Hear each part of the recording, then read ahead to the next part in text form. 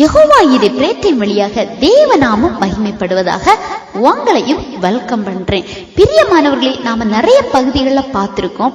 வெளியரங்கமான மட்டுமல்ல, உள்ளான பரிசுத்தமும் நமக்கு வேண்டும். நாம ஏற்கனவே பார்த்தபடி நமது இருதயத்துல தேவனுக்கு பிரியமில்லாத காரியங்கள் காணப்பட்டா அங்க வசனம் கிரியை செய்ய முடியாது.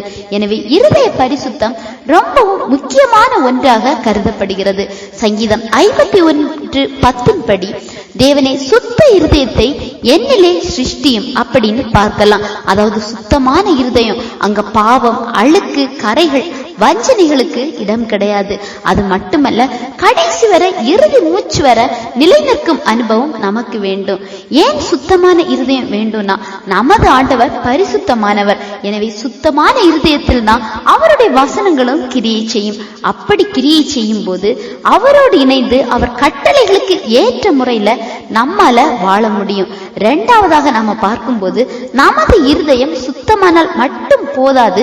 சங்கீதம் 40:8 படி பார்க்கும்போது, என் தேவனே உமக்கு பிரியமானதை செய்ய விரும்புகிறேன் அப்படின்னு பார்க்கலாம்.